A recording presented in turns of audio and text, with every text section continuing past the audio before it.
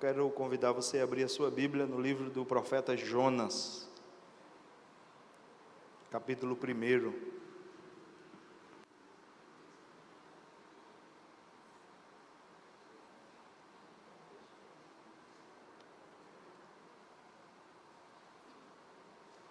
Nós vamos ler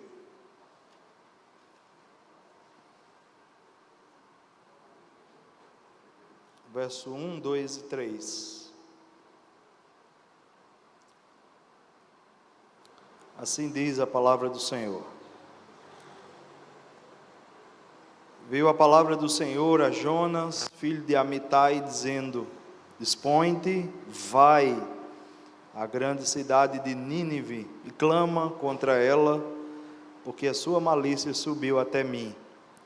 Jonas se dispôs, mas para fugir da presença do Senhor para Tarse, tendo descido a Jope, achou um navio que ia para Tarsis, pagou, pois, a sua passagem e embarcou nele para ir com eles para Tarsis, para longe da presença do Senhor. Esta é a palavra de Deus. Abaixe sua cabeça mais uma vez. Pai bendito, estamos diante da tua palavra inspirada. Na medida em que vamos meditar nesse texto, te pedimos que o Senhor fale conosco, abra o nosso coração, o Senhor rompa a nossa surdez, quebre a nossa dura cerviz, para que possamos ouvir o que o Senhor tem a nos dizer, e nos trata de maneira preciosa esta manhã, para que possamos ser transformados à medida da imagem do Teu Filho. Nós oramos assim, pedindo essas coisas em nome de Jesus. Amém. Queridos, geralmente quando se fala do livro do profeta Jonas, destaca-se a desobediência e a fuga de um profeta de Deus. Algumas revistas infantis de escola dominical resumem a mensagem deste livro com uma frase do tipo: Jonas, o profeta fujão. O Jonas, o profeta desobediente. Mas apesar de destacar a desobediência e a rebeldia deste homem de Deus, o livro de Jonas registra mais atitudes de obediência do que de desobediência, mais atitudes de submissão à ordem do Criador do que de rebeldia. De sorte que podemos afirmar que o livro do profeta desobediente é o livro da obediência. O livro do profeta rebelde é o livro da submissão à vontade de Deus. No livro de Jonas, meus irmãos, se vocês são leitores atentos, vocês vão perceber que toda a criação se submete e segue às ordens do seu Criador. O vento forte obedece à voz de Deus, está aí no verso 4. O mar agitado obedece à voz do Senhor, está no verso 12 e 15. Tudo isso no capítulo 1. O grande peixe obedece ao Senhor, Jonas 1, 17 e 2, 10. A planta está lá no capítulo 4, agora versículo 6.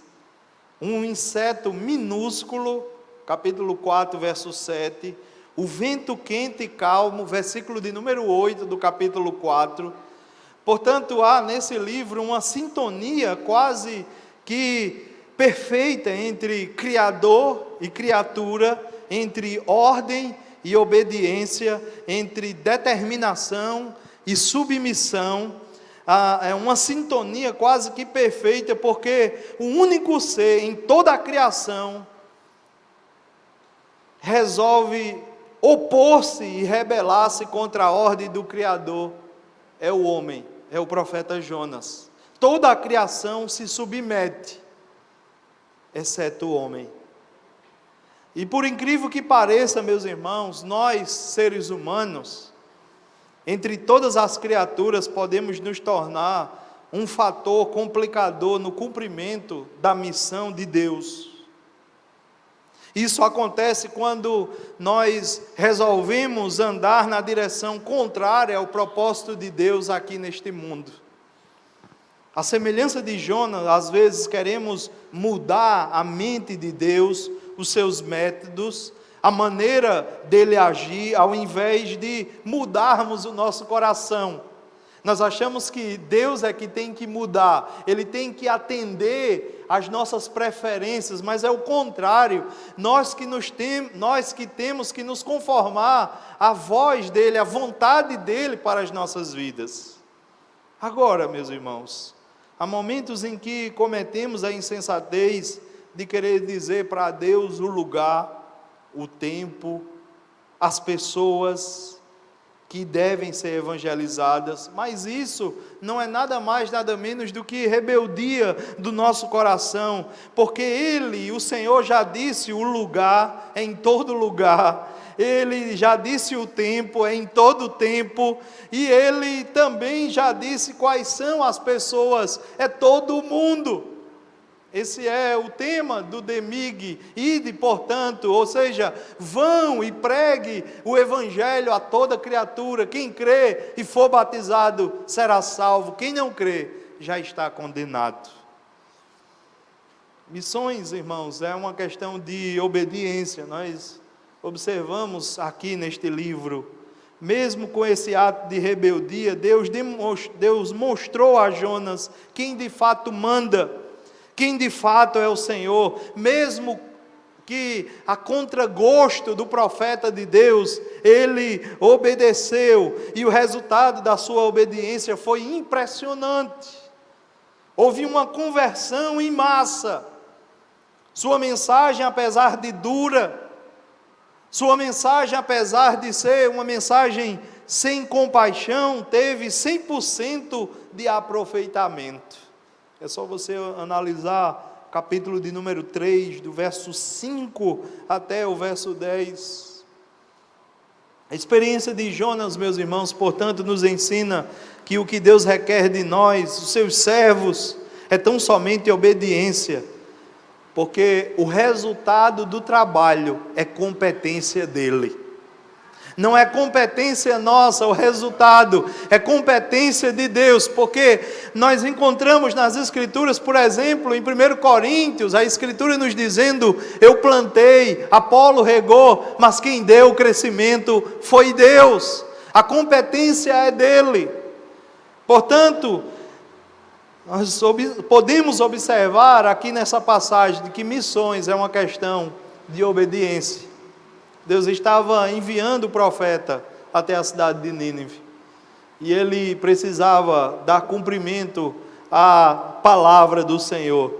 Eu agora me lembro que lá em frente ao batalhão de infantaria de selva, lá da cidade do Recife, havia uma frase escrita em grandes letras, assim: missão não se escolhe nem se discute, missão cumpre-se.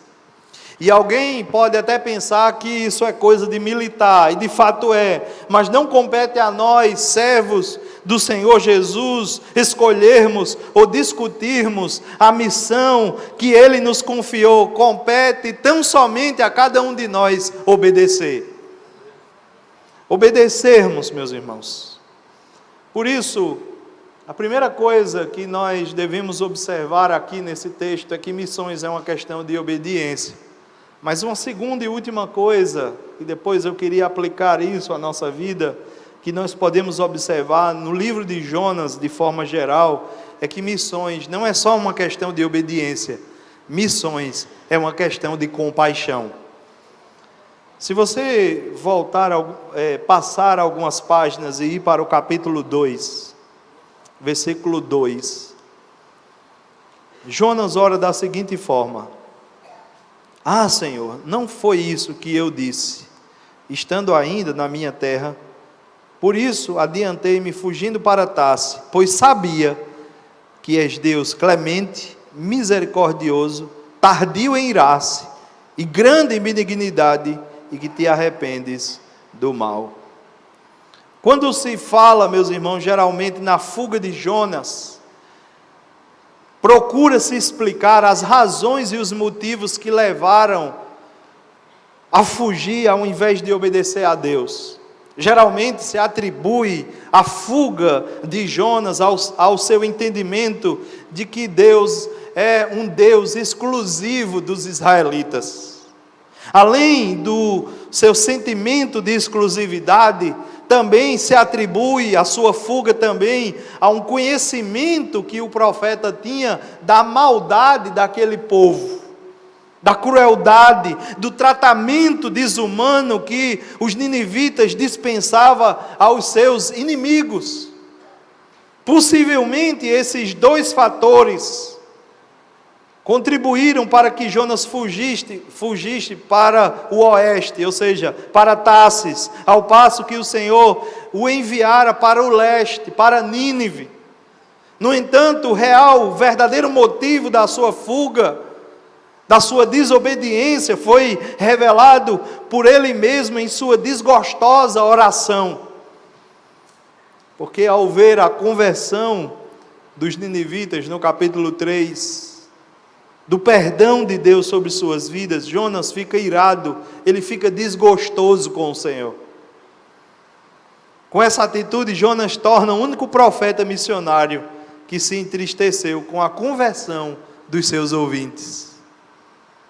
A Bíblia diz que há uma festa no céu quando o pecador se arrepende, do que 99 justos que não necessitam de salvação. Mas aqui nós temos um profeta que se entristece com a conversão do seu público, dos seus ouvintes. Mas por que essa atitude tão mesquinha? Em oração, Jonas revela que o que está por trás da sua fuga, de sua estranha reação à conversão dos ninivitas, é porque ele conhecia o caráter misericordioso de Deus. Ele conhecia, ele diz: eu fugi porque eu sabia que tu és um Deus clemente, de que tu és um Deus benigno, um Deus que é tardio em irar-se e que te arrependes do mal. Jonas queria, meus irmãos, tudo menos que Deus usasse de misericórdia e compaixão com os ninivitas. Jonas era um profeta destituído de compaixão. É por isso que até então ele está fracassando na sua missão, porque além de desobedecer, não há compaixão no seu coração. E se quisermos ser bem-sucedidos na missão que Deus nos confiou, nós precisamos, além de sermos obedientes a Ele, nós precisamos ter compaixão no nosso coração. A compaixão, meus irmãos, que estava presente no coração de Cristo, porque lá em Mateus capítulo 9, dos versos 35 em diante, diz que, caminhando Jesus, ele viu uma multidão como desgarradas, como ovelhas que não têm pastor, e diz que ele se moveu por uma íntima compaixão, as suas entranhas se moveram. Jonas era um profeta destituído de compaixão, ele pregava desejando a condenação e não a salvação dos pecadores. Ele pregava querendo ver a justiça de Deus sendo executada e não o seu amor demonstrado. Ele pregava desejando ver o juízo de Deus sobre as pessoas e não o seu perdão. Ou seja, faltava a Jonas compaixão. E essa é a razão da sua maior fuga. A falta de compaixão, meus irmãos, ela transforma a obediência num fardo pesado. Nos torna pessoas mal-humoradas, carrancudas, severas. A ausência de compaixão nos nossos corações nos torna pessoas incapazes de ver gente como gente, de valorizar mais as pessoas do que as coisas, de nos movermos em direção aos perdidos, aos necessitados, aos desprovidos de Deus aqui neste mundo. Não poucas as vezes, no entanto, aqueles que dizem temer, aqueles que dizem conhecer a Deus, são rancorosos, lutam com um falso senso de justiça, e isso apenas revela a arrogância e o orgulho do seu coração. Eles se esquecem da misericórdia de Deus. Na própria vida deles, eles têm dificuldade de perdoar os outros, bem como de orar por aqueles, para que Deus seja misericordioso com o seu próximo. Frequentemente, meus irmãos, nós queremos que Deus abençoe somente as pessoas que nós mais gostamos. Mas esse não é Deus. Sua compaixão vai além dos limites das nossas predileções. Ele é o Deus não somente dos judeus, Ele é o Deus de toda a terra, incluindo os assírios. Porém, é claro, os assírios, eles precisam ouvir, converter-se, crer nele, para que sejam salvos. E era isso, para o fim para o qual Jonas estava sendo enviado por Deus. Por isso, nós concluímos que sem compaixão não há missão. Podemos ter pessoas vocacionadas, podemos ter recursos, podemos, meus amados e queridos irmãos, ter treinamento especializado, podemos ter missionários bem preparados, agências e juntas de missões, estratégias, projetos bem elaborados, dons espirituais, mas nada disso funcionará a contento se não houver compaixão, se não houver corações sensíveis às necessidades das pessoas e se não formos capazes de enxergar com os olhos do nosso coração. Missões não dependem apenas da obediência, mas também da compaixão. E a lição, meus irmãos, que nós podemos tirar aqui dessa passagem das Sagradas Escrituras, é que não há como fugir da presença de Deus. Se você está aqui nesta manhã, ou você nos acompanha através dessa transmissão, acha que pode fugir da presença de Deus, eu quero dizer que isso é um ledo engano. Ninguém foge da presença de Deus. Se você sabe o que é certo e o que precisa ser feito, não adianta procrastinar ou justificar-se. Pare de tentar fugir de Deus. Eu não estou me referindo apenas àqueles que foram chamados por Deus para serem missionários, ou até mesmo pregadores, e resolveram seguir outro caminho, não. Eu estou também me dirigindo a você, que acha que pode fugir da presença de Deus, que pode traçar os seus próprios caminhos sem que nenhuma consequência lhe sobrevenha. Por isso, não ceda à tentação de fugir. Busque nesta manhã um encontro com esse Deus que é misericordioso, que é compassivo, que é cheio de misericórdia. Ele teve misericórdia de Jonas, Ele teve misericórdia dos fenícios, marinheiros, Ele teve misericórdia de Nínive, e Ele pode ter misericórdia de você. E o que é misericórdia, meus irmãos? É Deus não nos tratando conforme nós merecemos ser tratados. Se Deus decidisse, meus irmãos, nos tratar conforme nós merecemos ser tratados, nós nem estaríamos aqui nesta manhã. Mas se somos o que somos, estamos onde estamos, fazemos o que fazemos, não é porque haja algum mérito em nós, mas é por causa da graça de Deus, por causa do favor, do qual, inclusive, não somos merecedores. De modo que,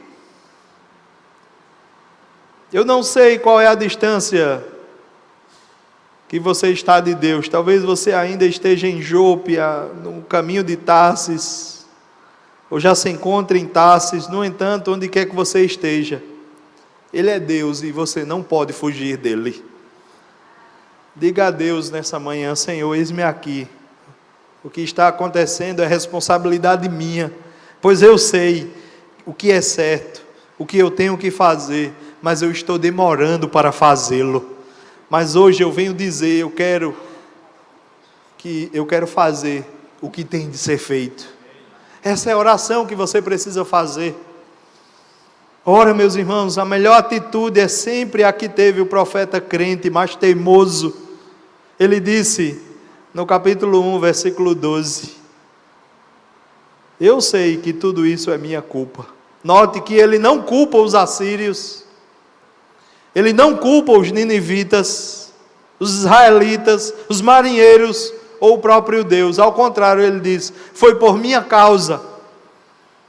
O problema aqui sou eu. A Bíblia toda ensina que Deus tem compaixão do contrito, do quebrantado, do arrependido, que reconhece os seus pecados.